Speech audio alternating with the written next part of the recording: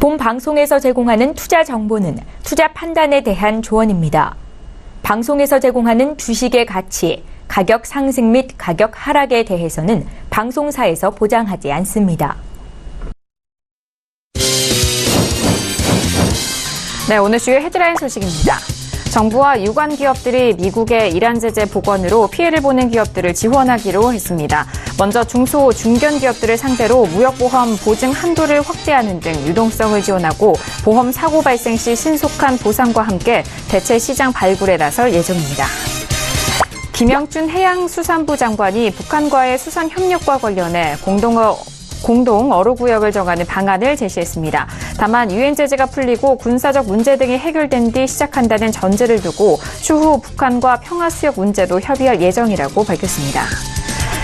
윤석원 금융감독원장이 최근 보험사들의 즉시연금 과소지급과 관련해 삼성생명 등에 대한 종합검사 가능성을 시사했습니다.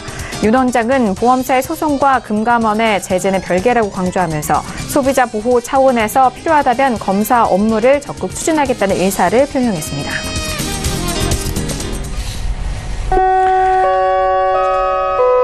네, 안녕하세요. 평택전남 정석투자 MC 김은혜입니다. 자, 오늘 어제장의 휴장에 이어서 오늘 다시 재개된 시작이었습니다. 코스피가 상당한 낙폭을 좀 기록을 했었는데요. 장중 2.4% 정도 떨어지면서 연중 최저점을 경신을 했지만 장 막판에는 외국인과 기관의 매수세가 유입되면서 낙폭을 좀 크게 줄이면서 마무리가 됐습니다. 그럼에도 불구하고 일단 코스피와 코스닥 양지수 모두 하락세로 마무리가 된 상황인데요. 잠시 후 두 분과 함께 꼼꼼한 시황 분석과 그리고 여러분께서 궁금하신 부분에 대한 시황 분석도 도와드리도록 하겠습니다. 자, 그럼 오늘 시장 흐름 다시 한번 정리해드리도록 하겠습니다. 시세 보시죠. 네, 오늘 코스피 지수는 전일 대비 0.80% 하락한 2240.80에 장을 마감합니다. 코스닥 지수는 전일 대비 0.10% 하락한 761.18에 장을 마칩니다. 유가증권 시장에서는 개인 홀로 순매수, 반면 기관과 외국인은 동반 순매도 이어갑니다. 코스닥 시장에서는 기관과 외국인의 동반 순매수, 반면 개인 홀로 순매도 이어갑니다. 코스피 시가총액 상위 종목 확인합니다. 대부분의 업종과 종목들이 하락세를 이어가면서 삼성전자는 1.99% 하락한 44,250원에, 셀트리온도 역시 하락하면서 258,500원에 오늘장 마감합니다.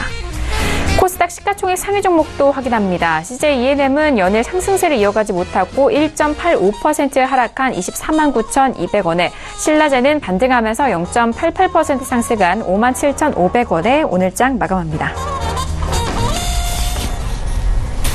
네, 평택전남 정석투자 본격적으로 시작해보도록 하겠습니다. 자, 오늘 다시 재개된 시장 목요일장이었는데요. 자, 오늘 1교시 바로 만나보도록 하겠습니다. 자, 오늘의 1교시는요, 종목 핫5 시간입니다. 자, 오늘 목요일 저녁은 두 분과 함께 이어가 보도록 하겠습니다. 어윤학 연구원님과 그리고 봉투수생 이강민 전문가님 인사 나눠볼게요. 두 분 안녕하세요. 안녕하세요. 네, 안녕하세요. 네, 반갑습니다. 역시나 오늘도 밝은 인사해 주셔서 감사드리고요. 자, 오늘 두 분과 함께 오늘 첫 번째 1교시 종목 핫5 시간 이어갈 텐데요. 그렇다면 이번 한 주 어떤 종목들이 뜨겁게 달궜을까요? 오늘의 핫5 종목들 먼저 화면 통해서 확인합니다. 네, 종목 핫5 시간입니다. 먼저 첫 번째 종목은 셀트리온 올라왔고요. 두 번째 종목도 확인합니다. 현대, 로템이고요.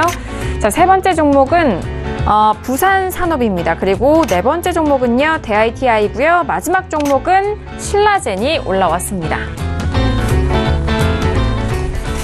네, 코스피와 코스닥에서 좀 뜨겁게 달궜던 종목들을 저희가 나눠서 핫5 시간으로 저희가 준비를 해봤는데요.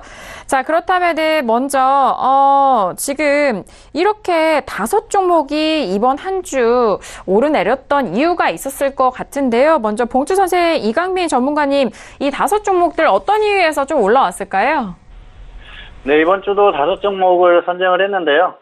셀트리온 같은 경우에는 최근에 그 골드만삭스에서 조금 부정적인 리포트를 내놨습니다. 그래서 그 전반적으로 바이오주들에 대한 조금 안 좋은 그런 그 분석을 내놨는데요. 그런 그런 것 때문에 조금 움직임이 있었다. 그렇게 보시면 되고요. 현대로템 같은 경우에는 그 남북 정상회담에 대한 그런 기대감입니다. 최근에 그 남북 고위급 회담이 열렸었죠. 그 자리에서 9월에 3차 정상회담을 열자 북한에서 이렇게 제안을 했죠. 그리고 최근 또 문재인 대통령께서 광복절 경축사를 하면서 철도나 도로에 대한 그런 언급들을 하면서 조금 움직임이 나온 그런 흐름입니다. 그리고 세 번째는 부산산업인데요. 부산산업도 철도 테마의 대표적인 종목 중에 하나입니다. 최근에 굉장히 좀 부각이 되는 그런 종목인데요. 흐름 자체도 괜찮습니다. 그래서 관련해서 똑같이 정상회담 기대감으로 갔다, 그렇게 보시면 될 것 같습니다. 대하티아이 같은 경우에는 역시 전통적으로 그 철도 테마의 대장주라고 할 수가 있습니다. 뭐 대오AL이나 대하티아이, 리노스 이런 종목들이 전통적인 그 철도 테마주인데요. 그래서 그 최근 정상회담 그 기대감으로 역시 정상회담에 대한 그런 기대감들이 그 경협주들이 많이 이렇게 포함된 그런 모습이고요. 대하티아이도 마찬가지로 움직였다, 그렇게 보시면 될 것 같습니다. 신라젠 같은 경우에는 조금 다르죠. 항암제 팩사백에 대한 그런 기대감들로 그동안 움직임이 있었는데요. 최근에는 또 바이오에 대한 다양한 뉴스들이 쏟아졌습니다. 그리고 신라젠 같은 경우에는 최근에 임상 실패 루머가 나왔었는데 회사 측에서는 아니다, 전혀 근거 없는 얘기다, 그렇게 그런 그 답변을 내놨었고요. 그런 것들 때문에 조금 출렁임이 나왔던 그런 한 주였다, 그렇게 보시면 될 것 같습니다. 네, 그런 이유에서 오늘 5종목이 꼽아졌습니다. 뽑혀졌는데, 자, 그렇다면 한 종목씩 좀 구체적으로 알아보도록 하겠습니다. 자, 그렇다면 먼저 셀트리온과 현대, 로템, 그리고 부산 산업까지 먼저 점검을 해보도록 하겠습니다. 이들 종목들에 대한 추세와 적정 주가 먼저 어인호 연구원님 어떻게 보실까요? 네, 코스피 세 종목 먼저 점검을 하도록 하겠습니다. 첫 번째는 셀트리온입니다. 셀트리온은 이제 오늘 종가가 25만원대, 적정 주가는 이제 23,000원대, 그래서 비교값은 이제 10배, 10.91 정도 좀 고평가된 걸로 나오는데, 그 적정 주가가 이렇게 하락을 한 것은 셀트리온 자체적인 어떤 문제라기보다는 셀트리온이 속한 시장과 그리고 업종의 추세와 수급이 좀 안 좋아서 좀 내려온 그런 감이 좀 있다 말씀을 드리겠고, 추세를 좀 살펴보면 이 종목은 지금 이제 6월 달에 중기 추세가 이제 하락으로 전환을 했습니다. 그리고 최근 들어서 이제 옆으로 좀 횡보를 하면서도 내려오는 그런 흐름을 보이고 있고, 그래서 중기와 단기 셀트리온 지금 하락 추세 보이고 있습니다.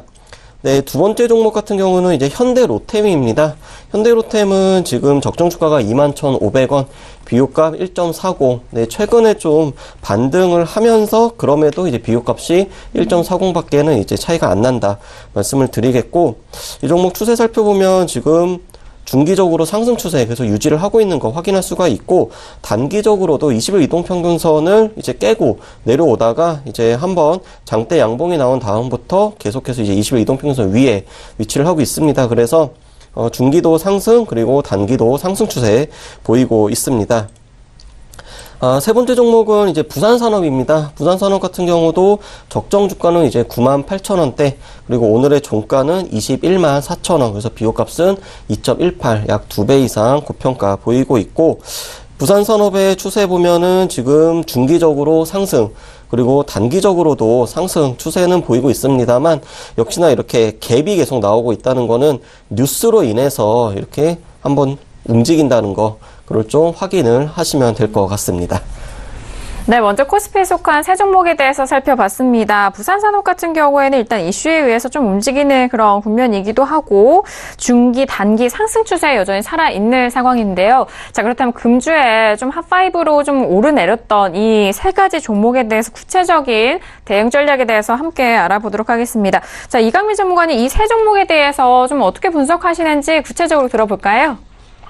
네, 셀트리온 같은 경우는 역시 앞에서도 언급을 했었죠. 골드만삭스가 13일이었죠. 부정적인 그런 리포트를 제출을 했는데요. 일단 대응은 보이자 같은 경우에는 반등 시에 매도하시거나 아니면은 저점 이탈하면 정리를 하시는 게 좋을 것 같습니다. 그리고 미보이자는 관망하시기 바랍니다. 왜냐하면 추세적인 흐름 자체를 부정적으로 보기 때문입니다. 셀트리온의 흐름도 그렇고요. 그리고 또 바이오의 관련 흐름도 역시 좋지 않다, 그렇게 보고 있습니다. 골드만삭스가 최근에 그 바이오주들에 대해서 굉장히 부정적인 그런 리포트를 내놨어요. 특히 셀트리온 같은 경우에는 아주 그 가장 좋지 않은 그런 그 의견을 제시를 했는데요. 셀트리온이 사실 그 지금 바이오시밀러 시장의 어떤 그 선두주자로서 그 큰 위치를 차지할 수 있는 그런 부분이 있지만은 현재의 60배가 넘는 밸류에이션은 뭐 과거의 IT 버블을 연상시킨다. 그렇게 얘기했을 정도로 조금 혹평을 했다 그렇게 볼 수가 있겠습니다. 그리고 사실 그 셀트리온이 미국 시장에서 어떤 그 확장성에 굉장히 어려움을 겪고 있지 않습니까? 유럽 같은 경우에는 그 램시마가 바이오시밀러 쪽에 그 54% 그리고 트룩시마가 27% 정도 비중을 차지하고 있습니다. 그래서 굉장히 큰 그 비율을 차지하고 있어서 실적이나 이런 부분들이 굉장히 좋게 나왔죠. 그래서 그런 것들을 기대하면서 미국에 진출을 했을 때 엄청난 실적이 가능하겠다 그런 생각을 했습니다. 그런데 실제로는 지지부진하죠. 지금 흐름 자체가 별로 좋지 않습니다. 그래서 그런 부분들을 감안을 하고 또 미국 시장의 어떤 그 환경이나 이런 것들이 셀트리온이 확장성이 계속 이렇게 있기까지는 상당히 어려움이 있다 그렇게 보는 것 같습니다. 그런 분석을 내놓으면서 중요한 건 목표 주가를 14만 7천 원으로 제시를 했습니다. 기관들의 일반적인 그런 패턴을 보면은 목표 주가를 조금 후하게 주는 편인데요. 셀트리온에 대해서는 상당히 좋지 않게 내놨다는 거죠. 현재 주가가 26만 원대이기 때문에 지금 주가에 거의 뭐 반토막에 가까운 가격 아니겠습니까? 그래서 굉장히 좋지 않은 그런 전망을 내놓으면서 시장 흐름 자체가 상당히 부정적으로 보인다 그렇게 볼 수가 있겠고요.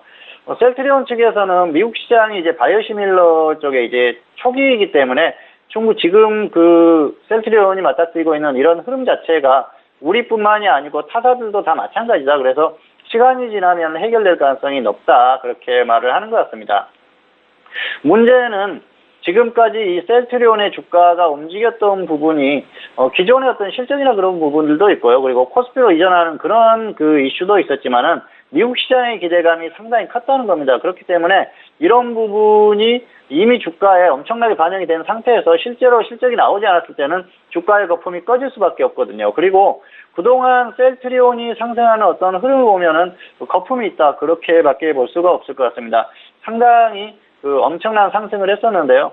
그리고 여전히 고평가되어 있습니다. 23,000원대 적정주가, 평택전동 기술특허 적정주가는 23,000원대입니다. 그렇기 때문에 지금도 10배가 넘는 주가를 보이고 있는데, 40만원 근처까지 갔었기 때문에 엄청난 그런 고평가가 되어 있던 흐름이죠. 사실 바이오는 흐름이 한참 좋을 때는 3배에서 5배 정도는 흔하게 나올 수 있는 그런 흐름입니다. 그런데 바이오의 전반적인 흐름이 좋지 않은 지금 상황에서는 이 적정 주가가 상당히 부담으로 작용이 된다는 거죠. 그렇게 부담으로 다가오는 그런 흐름이기 때문에 사실 굉장히 부담을 갖고 대응을 할 수밖에 없습니다. 그리고 수급적인 부분에서 기존에 계속해서 설명을 드렸었지만은 외국인들이 계속 매수하는 그 흐름이 나와줘야지 어느 정도 주가가 견딜 수가 있는데 외국인의 매도세가 지속된다는 거죠. 그런 흐름을 감안했을 때는 주가가 강하게 가기는 조금 어렵다. 그리고 기술적인 부분에서도 이제는 어느 정도 고점을 다지고 하락하는 흐름이라고 보입니다. 차트를 잠깐 보시겠습니다. 셀트리온의 주가인데요. 사실 이 셀트리온이 처음에 작년에 움직일 때만 해도 10만 원대였습니다. 당시에도 종목 상담을 많이 했었는데 그때도 좀 부담스러운 주가라고 말씀드렸는데 이후에 민망할 정도로 엄청나게 상승을 했었죠. 코스피 이전하는 흐름 그리고 미국 시장에 대한 어떤 기대감들이 있었습니다. 그래서 이런 것들이 전부 어우러져서 주가의 흐름이 나왔었기 때문에 지금 미국 시장에서의 지지부진한 흐름은 상당한 부담으로 다가온다는 거죠. 그리고 흐름을 보시면은 역시 고점 이후에 계속해서 하락하는 흐름입니다. 트렌드 자체가 이제 중기 하락 추세로 전환이 됐죠. 그리고 지금 저점을 또 이탈하는 흐름이 나온다고 하면은 낙폭이 상당히 커질 수가 있습니다. 그래서 보유자 같은 경우에는 적당히 반등이 나왔을 때 매도를 하시고요. 저점 이탈하면은 정리를 해주는 게 좋을 것 같습니다. 미보유자 같은 경우에는 굳이 무리해서 매수할 필요가 없고 관망을 하시는 게 좋을 것 같고요. 자, 수급을 잠깐 보여드릴게요. 네, 셀트리온을 잠깐 보여드리겠습니다. 셀트리온 같은 경우에는 외국인들이 계속 매도하는 패턴이 나오기 때문에 어떤 주가가 강하게 상승하기는 좀 어려운 흐름이 있다. 그렇게 보시는 게 좋을 것 같고요. 추세적으로 하락 가능성이 상당히 높다. 그 정도로 생각을 하시면 될 것 같습니다. 네, 두 번째 종목은 현대로템입니다. 현대로템 같은 경우에는 역시 최근에 흐름 자체가 좋죠. 이 종목은 3차 남북 정상회담에 대한 그런 기대감들이 있습니다. 그래서 또 문재인 대통령이 최근에 8.15 경축사에서 또 철도와 도로 관련 그런 발언을 하면서 좋은 흐름을 유지하는 것 같습니다. 그런데 가만히 생각해 보면은 역시 철도나 도로 이런 북한과 관련한 경제협력 관련한 것들은 역시 유엔의 제재가 풀려야 됩니다. 그리고 미국의 어떤 승낙이 있어야 되죠. 그런 전제 조건이 있기 때문에 굉장히 어렵다 그렇게 볼 수가 있겠습니다. 그리고 문재인 대통령도 언급을 했고요. 그리고 미국에서도 계속해서 언급을 하듯이 비핵화가 선결이 돼야 되는 그런 부분이 있습니다. 북한 같은 경우에는 한국 측에 계속해서 조금 그 미국과하고 어떤 그 협상을 잘 해서 그런 부분들을 좀 미리 이렇게 그 도와줄 수 있게 조금 해봐라. 뭐 그렇게 계속해서 한국 정부에 이렇게 요구를 하고 그런 흐름인데요. 사실상 한국과 북한이 아무리 협상을 하고 노력을 해도 해결이 안 되는 부분이죠. 그렇기 때문에 상당히 어려운 부분이다 볼 수가 있겠습니다. 현대로템 같은 경우에는 지금 단기에 어느 정도 반등이 나왔는데요. 보유자 같은 경우에는 역시 그 반등이 나오는 이 흐름을 이용해서 적당히 매도를 하시면 좋을 것 같고요. 미보유자 같은 경우에는 확실하게 조정을 받았을 때 접근을 하시는 게 좋을 것 같습니다. 단기적으로는 계속해서 이런 그 이슈가 살아있는 흐름입니다. 정부에서도 그 정상회담 자체는 9월 정도에 거의 이루어질 가능성이 상당히 높습니다. 그래서 정상회담이 뭐 안 이루어지거나 그럴 가능성은 떨어집니다. 그런 부분을 봤을 때는 이 이슈가 계속해서 조금씩 이렇게 발생을 할 거라는 거죠. 그래서 관련한 종목들은 상승이 나왔다가 또 조정을 받더라도 다시 한번 또 움직임이 나오고 그런 흐름을 반복할 가능성이 큽니다. 그렇기 때문에 굳이 이미 급등한 종목을 무리해서 접근할 필요는 없고요. 조정받았을 때 접근을 하자는 거죠. 그리고 보유자들 같은 경우에는 최대한 조금 끌고 가면서 반등이 나왔을 때 정리를 해주고 조정받았을 때 다시 접근하고 이런 것들을 반복하시는 게 좋습니다. 왜냐하면은 역시 그 뉴스로 움직이는 종목들은 뉴스로 꺾일 가능성도 상당히 높습니다. 그리고 최근에 또 미국 쪽에서 움직임이 조금 이런저런 부분으로 조금 불안한 면도 있다. 그렇게 볼 수가 있겠습니다. 아직까지는 뭐 그런 것들이 없지만 뭐 미국의 그 핵잠수함이나 뭐 그런 또 뉴스들이 있었지 않습니까? 어쨌든 그런 부분들도 있기 때문에 그런 관련해서 꼭 뭔가 충돌이 일어난다는 게 아니라 그런 것들을 트집 잡아서 뭔가 또 그 발언이 나온다거나 그럴 가능성도 있고 또 어떤 그 협상이나 이런 것들이 조금 이렇게 삐걱대는 흐름이 나왔을 때는 조정을 받을 가능성이 있습니다. 그리고 테마주라는 게 그냥 이렇게 계속해서 상승만 하는 게 아니고 가다가 또 조정을 받고 또 가는 그런 흐름이 나올 수가 있습니다. 그리고 역시 지금 주가의 어떤 측면으로 봤을 때는 이미 이전에 상당히 크게 급등한 그런 면이 있기 때문에 가격에 대한 부담은 있습니다. 그런 부분을 감안했을 때는 지속적으로 홀딩하는 것보다는 단기 매매를 반복하는 게 훨씬 낫다. 그렇게 보고 있습니다. 그래서 이 현대로템 같은 경우에는 역시 보유자 같은 경우에는 반등이 나오는 흐름을 이용해서 최대한 좀 고점 매도를 하시는 게 좋을 것 같고요. 미보유자 같은 경우에는 확실하게 조정을 받았을 때 접근을 해보시는 게 좋을 것 같습니다. 세 번째 종목은 부산산업입니다. 부산산업도 역시 남북 정상회담에 대한 그런 기대감으로 가는 그런 종목이죠. 부산산업 같은 경우에는 뭐 철도 테마주의 대표적인 종목으로 최근에 자리매김을 했습니다. 흐름 자체가 굉장히 강합니다. 이 종목은 자회사가 그 철도 침목을 만드는 그런 회사입니다. 그래서 관련한 철도 관련주로 이렇게 분류가 됐는데요. 그 흐름 자체가 굉장히 강합니다. 그리고 주가가 지금은 가격 메리트가 전혀 없어요. 그렇기 때문에 지금 보유자 같은 경우에는 일단 거의 정고점 부분까지 왔기 때문에 정리를 하시고 나서 조정받으면은 다시 접근하시고 그냥 간다고 하면 어쩔 수 없는 부분이기 때문에 일단 그렇게 대응을 하시는 게 좋을 것 같습니다. 굳이 무리해서 계속 가지고 갈 필요는 없을 것 같고요. 가격 부담이 있었을 때는 그 투자자들도 접근하기가 어렵죠. 그래서 그렇게 대응을 하시는 게 좋을 것 같고요. 미보유자 같은 경우에는 역시 관망 후에 확실한 조정이 있지 않으면 접근을 하지 않는 게 좋을 것 같습니다. 그래서 부산산업 같은 경우에는 뭐 굳이 긴 설명이 필요 없을 것 같고요. 역시 현대로템과 비슷한 흐름에서 보면 될 것 같습니다. 다만 가격 메리트가 없기 때문에 확실한 조정 시에 미보유자는 접근을 하시는 게 좋을 것 같습니다. 네, 오늘 이렇게 먼저 첫 번째 종목과 두 번째, 세 번째 종목까지 세 종목에 대해서 대응 전략 다시 한번 좀 분석적으로 들어봤습니다. 자, 그렇다면 두 가지 종목이 남아 있는데요. 코스닥에 속한 종목이 있죠. 대ITI와 신라젠에 대해서 먼저 추세와 적정 주가도 알아보도록 하겠습니다. 어떻게 될까요? 네, 대ITI 같은 경우는 적정 주가가 2,400원, 비교값은 3.75. 이 종목 역시 지금 테마주로 움직이고 있기 때문에 적정 주가보다는 이제 뉴스나 이슈 위주로 보시는 게 좋을 것 같습니다. 추세 살펴보면은 지금 중기적으로 상승 추세 유지를 하고 있고 단기적으로도 이제 오늘도 이제 갭 상승을 해가지고 시작을 했는데 20일 이동평균선 위에서 지금 중기 단기 모두 상승 추세는 보이고 있습니다만 오늘 이제 음봉 마감을 했다라는 거는 시장이 좀 그만큼 많이 약하다 이렇게 보시면 될 것 같습니다. 이제 마지막 종목은 신라젠입니다. 신라젠도 이제 역시나 대표적인 테마주이고 적정 주가는 이제 7,200원 그리고 비교값은 7.99. 앞서서 이제 셀트리온도 마찬가지였지만 바이오하고 제약 관련된 종목들은 상당히 좀 고평가되어 있는 그런 종목들이 많습니다. 그리고 이제 신라젠도 추세 살펴보면은 이 종목은 지금 중기적으로 하락 추세 보이고 있고 20일 이동평균선을 계속 타고 흘러내리고 있습니다. 그런데 어제와 이제 지난 이제 화요일하고 오늘은 양봉이 나오면서 일단은 20일 이동평균선을 살짝 돌파를 한 상황입니다. 그래서 중기는 하락 추세이지만 단기는 상승 추세 말씀드리도록 하겠습니다. 네, 일단 신라젠과 대ITI에 대한 추세 먼저 확인을 해봤는데 오늘 신라젠 좀 반등을 했었는데요. 중기 하락과 단기는 상승 추세 여전히 살아있는 상황입니다. 자, 두 종목에 대해서 다시 한번 또 꼼꼼하게 분석과 대응 전략을 들어가 볼 텐데요. 자, 이강민 전문가님, 대ITI와 신라젠은 어떻게 보실까요? 네, 대ITI도 역시 그 대북 테마주이기 때문에 철도 테마주입니다. 철도 테마주의 대표적인 종목 중에 하나죠. 이 종목은 전통적으로 철도 테마로 움직이는 종목이고요. 역시 등락을 거듭할 가능성이 상당히 높습니다. 그래서 뭐 보유자 같은 경우에는 지금 단기 흐름이 좋기 때문에 조금 더 끌고 가셔도 될 것 같습니다.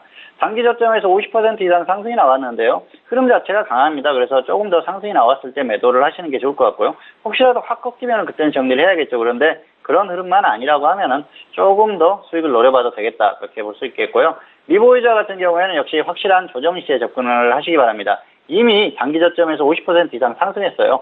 여기에서 매수를 한다는 건 추격 매수죠. 추격 매수의 결과는 거의 좋지 않은 경우가 많습니다. 아무리 강한 종목이라도 역시 가격 매트가 없을 때는 관망하시는 게 좋을 것 같고요. 흐름 자체가 단기적으로는 괜찮습니다. 그래서 조금 더 끌고 가면서 대응을 해도 될 것 같고요. 그렇지만은 조금 더 간다고 해서 미보유자들은 섣불리 접근하는 건 안 된다. 역시 그리고 대북 관련한 어떤 뉴스에 의해서 움직이기 때문에 그런 것들을 잘 관찰하면서 대응을 하시면은 무리가 없을 것 같습니다. 그리고 마지막 종목은 신라젠입니다. 신라젠 같은 경우에는 역시 항암제, 팩사백에 대한 어떤 그런 기대감, 그리고 최근에 바이오 관련한 뉴스들이 많았죠. 뭐 금감원에서 계속 조사를 하고 그런 흐름들이 계속되고 있습니다. 그래서 검찰의 뭐 대표가 구속되는 그런 기업들도 있습니다만은 어쨌든 그런 부분들에 좀 출렁임이 나오고 있는 그런 흐름이고요. 신라젠 같은 경우에는 최근에 또 임상 실패에 관련한 루머가 돌아서 좋지 않은 흐름을 보였었는데 회사에서는 아니다 그렇게 얘기를 했습니다. 이 종목 같은 경우에는 뭐 한마디로 설명하면 기대감으로 갔던 종목이죠. 작년에 엄청난 폭등세를 보였습니다. 차트를 보여드리겠습니다.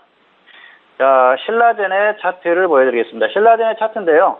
작년에 이 종목이 움직이기 시작했던 게 10,000원이 안 되던 가격이었어요. 그런데 15만 원까지 갔으니까 1,500%가 간 거죠. 15배 간 겁니다. 이 짧은 기간에. 엄청난 급등세를 보였는데 이게 다 기대감으로 간 겁니다. 그래서 이미 주가는 나올 만큼 나왔다. 상승은. 그리고 고점 이후에 계속해서 하락하고 있지 않습니까? 흐름 자체가 완전히 끝났다고 보고요. 한마디로 말씀드리면 매출이 100억도 안 되는 기업이 시가총액이 4조가 넘습니다. 그리고 실제로 확인된 뭐 매출이나 이런 것들이 없습니다. 그렇기 때문에 무리한 접근은 반대한다 말씀을 드리겠습니다. 그래서 보유자는 적당히 매도하시고요. 미보유자는 절대로 관망하시기 바랍니다. 아무리 흐름이 좋아 보이고 또 다시 갈 것 같고 가격 조정을 충분히 받았더라도 이렇게 실체가 없는 실제로 실적이 나오고 그런 종목이 아니면은 굳이 매매를 할 필요가 없습니다. 시장에는 안전하고 괜찮은 종목이 많습니다. 그래서 그런 종목들로 접근하시기 바라고요. 바이오 역시 꺾이고 있기 때문에 일단 보유자 같은 경우에는 적당히 매도하시고 미보유자는 관망하시는 게 좋을 것 같습니다. 네, 나머지 두 종목에 대한 대응 전략도 다시 한번 정리를 해드렸습니다. 일단 신라젠에 대한 부분도 보유자는 적당히 매도에 대한 의견이고요. 그리고 미보유자에 대해서는 관망에 대한 의견까지 정리 도와드리도록 하겠습니다. 자, 오늘 이렇게 핫5 종목들 5종목들 정리를 도와드렸습니다. 네, 2교시로 넘어가 보도록 할게요. 오늘의 2교시는요, 여러분들이 매매하시는 데 있어서 항상 사용하시는 HTS 활용 방법을 담은 교시입니다. 자, 지난 시간에도 정말 여러분들께서 가지고 있는 그 매매에 대해서 더욱더 좀 활용을 잘 하실 수 있도록, 효과적으로 활용할 수 있도록 다양한 좀 방법들을 알려주고 계시는데요. 자, 어인영 연구원님, 오늘은 어떤 내용들, 한번 적용해 볼까요? 네, 일단 뭐, 지난주부터 그 종목 검색 검색, 뭐 조건 검색하는 이제 검색식에 대해서 말씀을 드렸는데, 오늘은 그 조건 검색식을 본격적으로 들어가기 전에 이제 기본적인 세팅을 하는 그런 방법을 말씀을 드릴까 합니다. 일단 화면을 보시면은 조건 검색식을 함에 있어서 기본적으로 세 가지는 일단 필수적으로 우리가 조건으로 이제 넣어서 시작을 하는 게 맞다고 생각을 합니다. 첫 번째는 검색 제외 대상 일괄 지정. 이게 뭐냐 하면 예를 들어서 우선주라든지 아니면은 ETF라든지 아니면 뭐 관리 종목이라든지 이런 종목들은 애초에 아예 제외를 하자라는 것입니다. 그래서 이제 간단하게 마우스 클릭 한 번으로 이제 세팅을 할 수가 있고, 두 번째는 코스피 그리고 코스닥 또는 특정 업종을 이제 설정을 하는 것입니다. 그런데 코스피와 코스닥은 이제 엔드 조건으로 묶게 되면은 두 개가 서로 상충되기 때문에 조건이 나오지가 않습니다.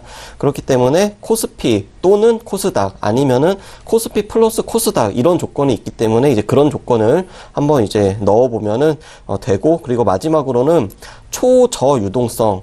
이 말은 하루의 거래량이 매우 적은 이제 품절주 같은 경우는 아예 우리가 검색해서 찾지 말자라는 것입니다. 또 이제 시가총액 저가 종목, 시가총액이 작다라는 종목들은 대부분이 이제 1,000원 이하의 그런 동전주들이 많습니다. 그렇기 때문에 이제 그런 종목들은 이제 빼자. 그래서 이 세 가지 조건은 이제 기본 조건이고, 그 이후에 이제 선택적으로 조건을 우리가 추가를 할 수가 있다라고 말씀을 드리겠습니다. 그리고 이제 공통적으로 좀 이제 쓰는 용어가 있는데, 가장 이제 첫 번째는 부등호입니다. 뭐, 많이 익숙하실 것 같은데, 크다, 그리고 작다, 뭐, 크거나 같다, 또는 작거나 같다, 또는 같다. 이제 이런 거를 우리가 그, 초등학교나 이제 중학교 때 이제 산수하고 수학을 통해 가지고 이런 부등호를 배웠고, 마찬가지로 조건 검색식에서도 똑같이 있습니다. 두 번째는 이제 AND하고 OR라고 하는데, 우리가 이제 아이디어를 쭉 정리를 하다 보면 그리고 아니면은 뭐 둘 다 만족 이렇게 쓸 때는 AND라는 거를 키워드를 쓰게 됩니다. 그리고 또는 혹은 하나만 만족, 둘 중 하나 이럴 때는 우리가 OR라는 조건을 쓰게 되는 것이고, 세 번째는 이제 방향성입니다. 아이디어를 정리하다 보면은 뭐 돌파 또는 상향, 골든 크로스, 기준선이 있으면은 아래에서 위로 이렇게 되는 게 이제 다 이 똑같은 말을 쓰는 거고, 반대로 위에서 아래로 이제 기준선을 이렇게 내려올 때는 이탈, 하향 또는 데드 크로스 이렇게 용어를 쓰기도 합니다. 그리고 이제 네 번째하고 다섯 번째는 신호 발생 범위와 그리고 이제 N봉전의 기준이라는 건데, 이것은 설명이 조금 복잡하기 때문에 다시 한번 자세히 말씀드리도록 하겠습니다. 먼저 이제 신호 발생 범위 이제 N봉 이내라는 거는 오늘을 기점으로 과거의 몇 번째 봉까지 중에서 조건을 한 번이라도 만족을 하면 이제 종목을 찾는 것입니다. 또는 과거의 몇 번째 봉까지 중에서 조건을 최소 뭐 2번, 3번 만족을 해야지 이제 종목을 찾는 건데, 예를 들어서 현재 가격이 100원 이상, 200원 이하인 종목을 찾는다고 했을 때 이 N이라는 이 숫자를 1로 하게 되면 오늘 기준으로 약 80개 정도가 검출이 됩니다. 그런데 50개로 했을 때는 과거의 50거래일 중에서 한 번이라도 100원에서 200원 사이가 된 종목을 모두 찾는 것이기 때문에 약 300여 개의 종목이 검출이 됐습니다. 그리고 이제 마지막으로는 이제 N봉전 기준이라는 건데, 어찌 보면은 이 조건 검색식을 함에 있어서 가장 중요한 기준이라고 할 수가 있습니다. 여기서 이제 대부분 0을 이제 쓰게 되는데, 0이라는 거는 이제 현재 값입니다. 그래서 장중에는 이제 실시간 그 종가가 되는 것이고, 장 마감 이후에는 오늘의 이제 끝난 값이 되는 건데, 일봉이나 분봉이나 주봉이나 월봉이나 또는 T까지 모두 설정이 가능합니다. 그리고 마지막 거래일은 항상 0봉으로 설정을 한다라는 거, 그렇게 되고, 오늘을 기점으로 과거에 예를 들어서 어제 같은 경우는 우리가 공휴일로 쉬었기 때문에 만약에 이 0이 아니라 1이라고 한다면은 화요일장을 얘기를 하는 것이고 숫자 2를 하면은 월요일장이 되는 것입니다. 이런 식으로 이제 거래일 기준으로 우리가 특정 거래일 전에 있는 조건을 우리가 찾을 수 있다. 그래서 조금 설명이 어려운데 이 조건 검색식을 이제 앞으로 하나하나 이제 풀어가면서 계속 반복적으로 말씀을 드릴 테니까 오늘은 그냥 저런 식으로 이제 설정을 하는 게 있구나라는 정도만 아시면 될 것 같습니다. 네, 알겠습니다. 오늘 HDS의 활용을 통해서 조금 더 구체적인 조건 검색식의 기초, 천천히 좀 다져가고 있는 상황인데, 여기서도 활을 붙여서 여러분들께서 더욱더 효율적으로 매매할 수 있는 비법들, 이번 시간을 통해서 여러분들과 함께 하니까요. 다음 이 시간도 기대 많이 해주시길 바라겠습니다.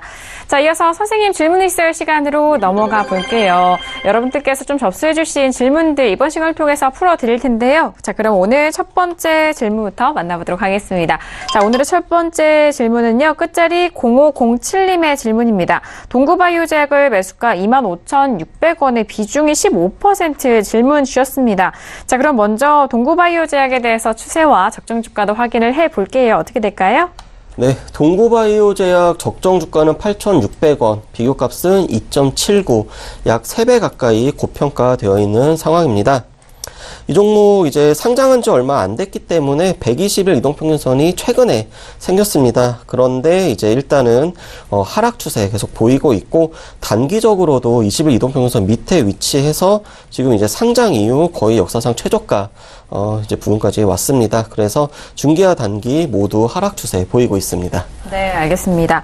자, 동구바이오제약 같은 경우에는 중기는 지금 하락, 단기도 역시나 또 하락 추세에 놓여져 있는 상황입니다. 역시 뭐 제약바이오주들 최근에 좀 또 질문들이 많이 올라오는 것 같은데요. 자, 봉춘생 이강민 전문가님 이 종목에 대해서 평가 어떻게 보실까요? 네, 학점은 A고요. 전략은 손절 10%, 수익 10% 이 정도만 보시면 될 것 같습니다. 매수를 잘 하셨어요. 사실 이 정도면은 굉장히 잘 하셨다 그렇게 볼 수가 있겠습니다. 자, 차트를 보여드리겠습니다. 25,600원인데요. 이 정도입니다. 그래서 지금 보면은 가격이 이 정도죠. 사실 이 종목이 계속해서 이렇게 하락을 했는데요. 저점을 기록하고 반등이 나왔죠. 그리고 저점 기록하고 다시 반등했을 때 저점 부근에서 매수를 했습니다. 저점을 어느 정도 확인을 했다는 거죠. 물론 추세적으로는 흐름이 좋지 않습니다만은 이 정도면 단기 매수를 충분히 해볼 만한 가격입니다. 그리고 사실 뭐 이렇게 고점이 있는데 위에서 이렇게 따라잡는 부분들도 많이 있지 않습니까? 그런데 지금 같은 경우에는 매수 자체를 잘했어요. 다만 이제 전략을 마이너스 10%, 플러스 10% 이렇게 짧게 말씀을 드리는 건 바이오 자체가 흐름이 좋지 않습니다. 그래서 평상시거나 아니면 또 바이오 업종이 흐름이 괜찮다고 하면은 여기서 추가를 해서 대응을 해보면 되는데요. 지금은 흐름 자체가 좋지 않아요. 하락했을 때는 그냥 손절하는 게 낫습니다. 그래서 비중도 적절하고 매수도 잘했지만은 바이오의 흐름이 좋지 않기 때문에 하락했을 때는 손절을 짧게 해주시고요. 상승에도 수익을 짧게 보시기 바랍니다. 일단 흐름 자체가 강하게 나올 상황은 아니기 때문에 일단 손절 10%, 수익 10% 이 정도만 보시면 될 것 같고요. 매수는 굉장히 잘하셨다. 그렇게 말씀을 드리겠습니다. 네, 첫 번째 질문 학점은 A 학점이 부여가 됐습니다. 자, 일단 뭐 제약바이오에 대해서는 좀 길게 끌고 가실 만한 그런 시황이 아니기 때문에 좀 짧게 보시는 게 좋을 것 같고요. 손절 마이너스 10%, 역시나 수익도 10%에 대한 대응 전략 참고해 보시길 바라겠습니다. 자, 이어서 다음 질문도 만나보시죠. 다음 질문은요, 끝자리 8480님의 질문입니다. 엠젠 플러스를 매수가 9,570원의 비중 25% 질문을 주셨는데요. 역시나 추세와 적정 주가 먼저 확인할게요. 네, 엠젠 플러스 적정 주가는 2,800원, 비교값은 4.04, 약 4배 이상 고평가 된 걸로 나오고 있습니다. 일단 뭐 적정 주가 차트를 보시면은 이제 이렇게 이제 홀을 그리는 거를 알 수가 있는데 이 종목 이제 차트 역시 종목도 일단 4월에 고점을 찍고 계속해서 지금 내려오고 있는 그런 흐름입니다. 그래서 중기적으로도 60일 이동평균선이 지금 120일보다 밑에 있는 하락 추세.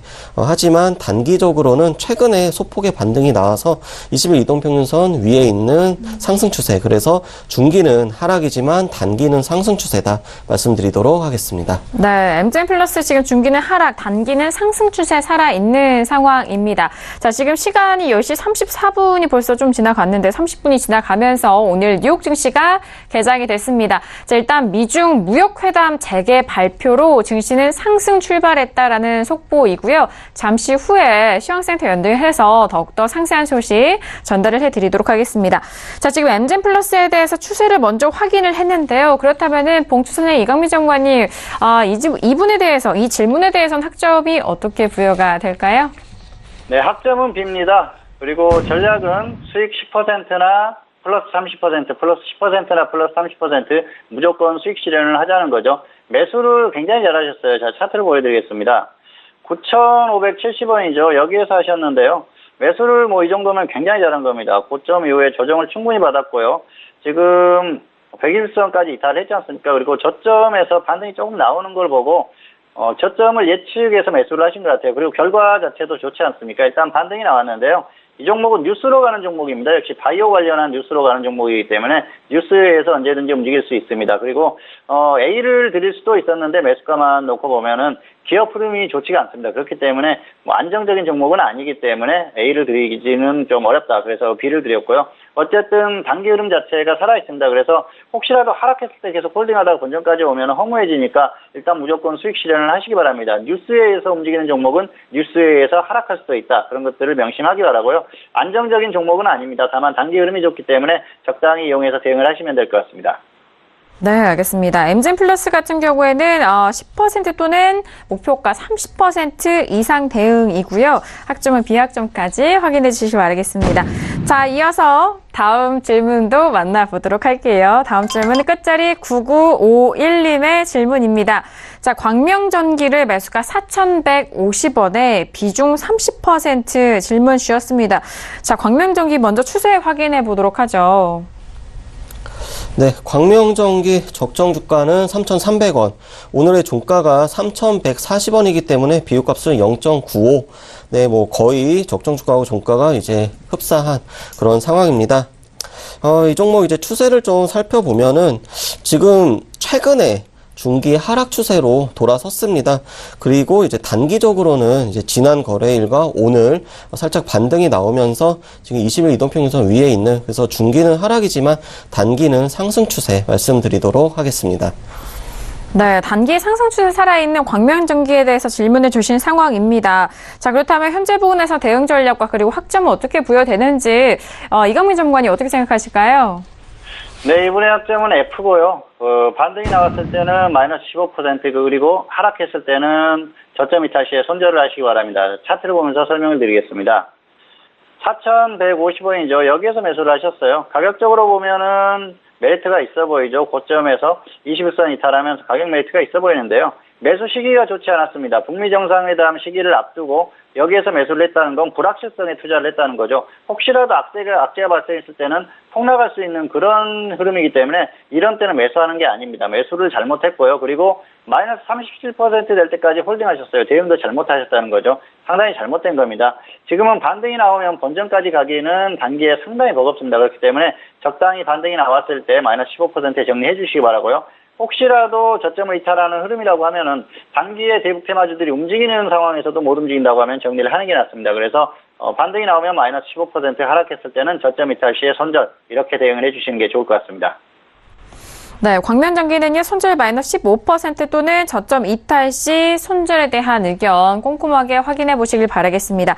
자, 이어서 다음 질문도 빠르게 넘어가 볼게요. 끝자리 1111님입니다. 에코프로를 매수가 37,500원에 비중 30%인데요. 자, 에코프로 같은 경우에는 지금 추세 어떻게 확인될까요? 네, 에코프로 적정 주가 18,300원. 오늘 종가 36,000원대이기 때문에 비교값은 이제 정확하게 지금 2.00으로 지금 나오고 있습니다.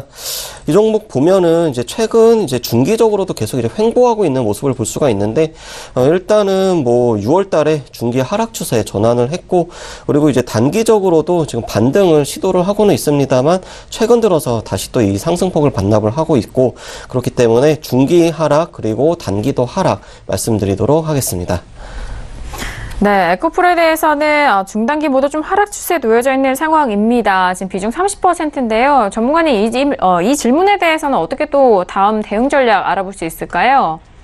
네, 학점은 C고요.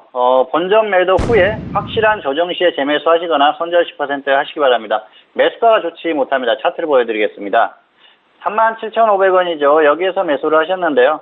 지금 엄청나게 상승한 종목을 고점에서 매수를 하셨어요. 그리고 고점에서 매수를 하시더라도 고점 박스권에서 저점에서 매수를 해보자 했는데 이분은 대충 매수를 하셨습니다. 그리고 지금 흐름을 놓고 보면은 역시 거의 5일선 위에서 매수를 한 그런 흐름이에요. 그래서 매수 자체가 좋지 않았다. 그렇게 볼 수가 있겠습니다. 그래서 매수, 일단 대응은 아직까지 크게 하락하고 그런 게 없기 때문에 적절히 대응하시면 될 것 같고요. 매수를 잘못한 상황입니다. 그렇기 때문에 C를 드렸고요. 역시 본전 매도 후에 확실하게 조정을 받을 때 접근하시거나 아니면은 마이너스 10% 후에 역시 확실한 조정 후에 다시 한번 접근하시는 게 좋을 것 같습니다. 네, 알겠습니다. 자, 에코프로 같은 경우에는 지금 학점이 C학점이 부여가 됐고요. 본전 매도 후 확실한 조정 시 재매수나 또 손절 마이너스 10%에 대한 의견 정리를 도와드렸습니다. 자, 그리고 저희 방송은 유튜브로도 실시간으로 시청 가능한 만큼 유튜브 채팅방 통해서도 다양한 의견과 질문을 좀 접수를 해주고 계세요. 자, 오늘 또 저희가 질문은 종목 질문이고 시황적인 측면도 좀 질문을 주셔서 함께 좀 물어보도록 하겠습니다. 자, 일단 질문이요. 코스피 2200선 강력히 지지받을 수 있을까요? 라고 질문을 주셨는데 시황적인 코멘트 이강민 전문가님께 좀 들어보고 싶으시다고 하는데요. 자, 전문가님 일단 오늘도 하락을 한 상황이잖아요. 2200선에 대한 지지 어떻게 보실까요? 네, 지수 자체는 지금 지지가 어렵다 그렇게 볼 수가 있겠습니다. 단기적으로는 소폭 반등할 수는 있겠죠. 그런데 흐름 자체가 완전히 무너졌어요. 이게 조금 하락했다가 반등이 나오는 그런 흐름이 나와야 되는데 지금은 추세적으로 완전히 무너졌다 그렇게 보시는 게 맞을 것 같습니다. 수급적인 부분 그리고 어떤 한국 시장에 고유한 여러 가지 상황적인 이런 면들을 봤을 때는 크게 반등이 나오기는 어렵고요. 지금처럼 약한 흐름이 계속 지속될 가능성이 높기 때문에 너무 큰 기대는 하지 마시기 바랍니다. 네. 일단 현재 부근에서의 시황적인 측면 너무 큰 기대는 좀 자제하셔라라는 시황적인 측면입니다. 참고를 해보시길 바랄게요. 자, 오늘도 선생님 질문 있어요 시간을 통해서 다양한 질문과 그리고 시황에 대한 분석까지 도와드렸습니다. 말씀드린 내용에 대해서는요, 투자 판단에 대한 조언이고요. 해당 상품의 가치와 수익률을 보장하지 않는다는 점 다시 한번 유의해 주시길 바라겠습니다.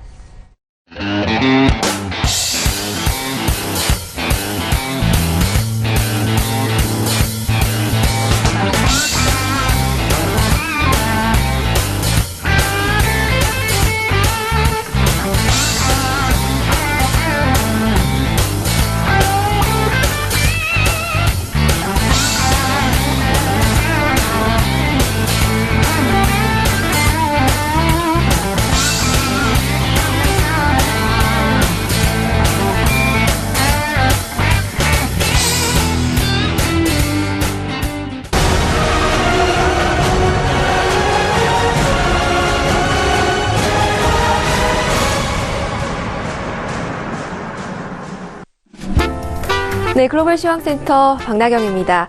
네, 항상 무역전쟁 이슈는 지금 세계를 지금 강타하고 있는 소식인데요. 정말 끝나지 않을 것 같은 이 무역전쟁, 중국과 미국에서 시작이 됐죠. 한 달 넘게 좀 말씀을 드린 것 같은데 드디어 미국과 중국이 무역회담을 재개한다는 이 소식으로 오늘 뉴욕장 상승 출발했다는 소식 보실 수 있으십니다. 네, Stocks open higher on plans to resume U.S.-China trade talks라고 제목부터 지금 그 내용 담고 있는데요.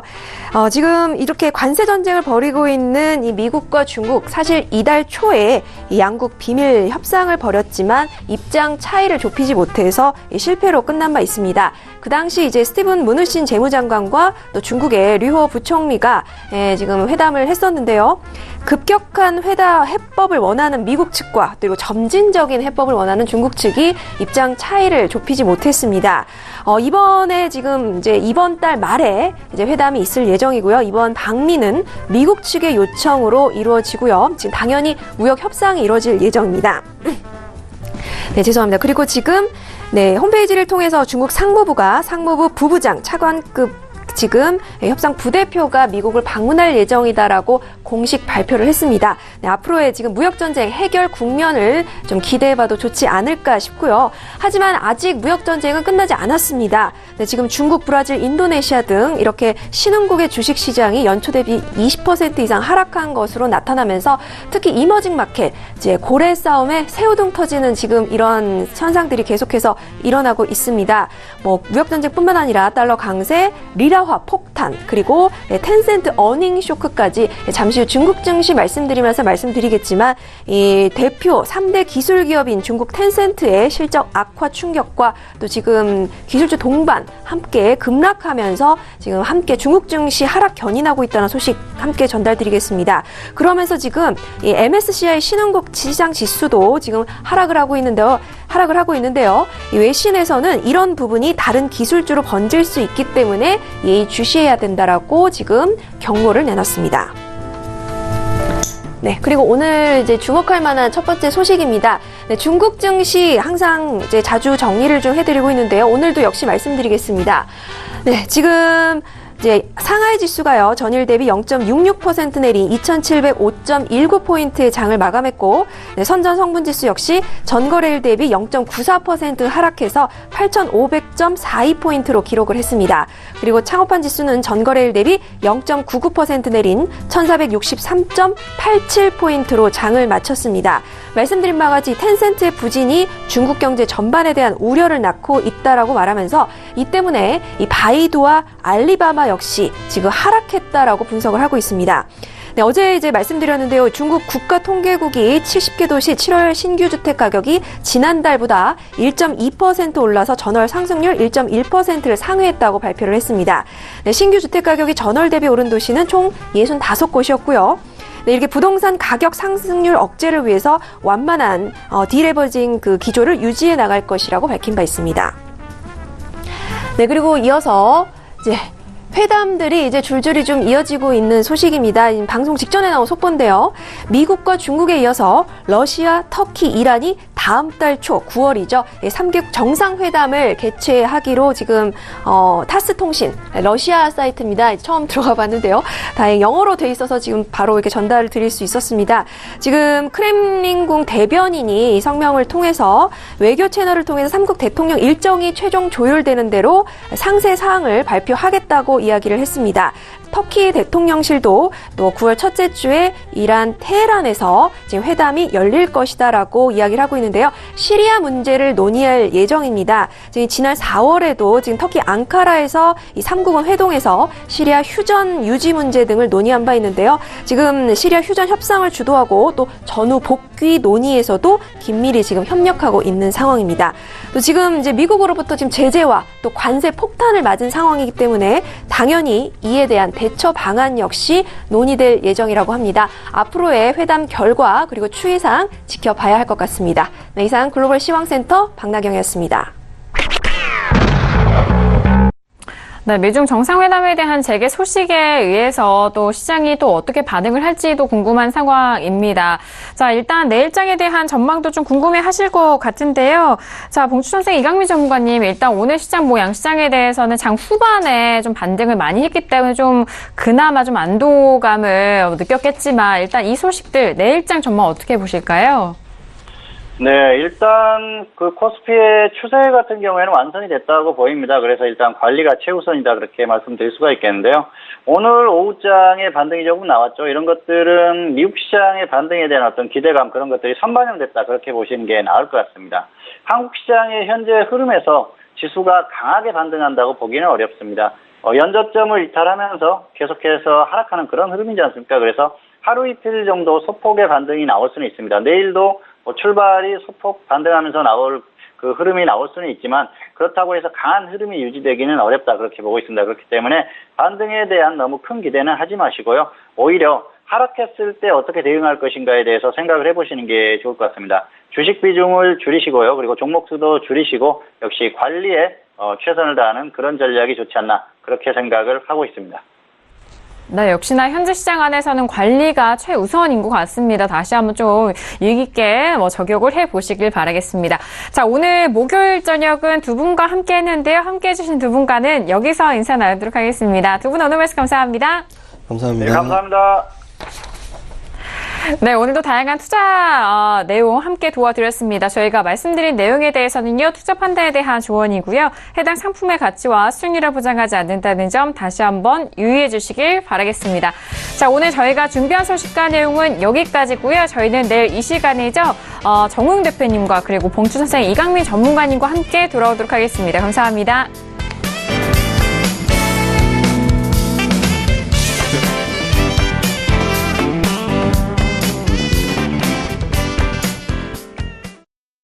본 방송에서 제공하는 투자 정보는 투자 판단에 대한 조언입니다. 방송에서 제공하는 주식의 가치, 가격 상승 및 가격 하락에 대해서는 방송사에서 보장하지 않습니다.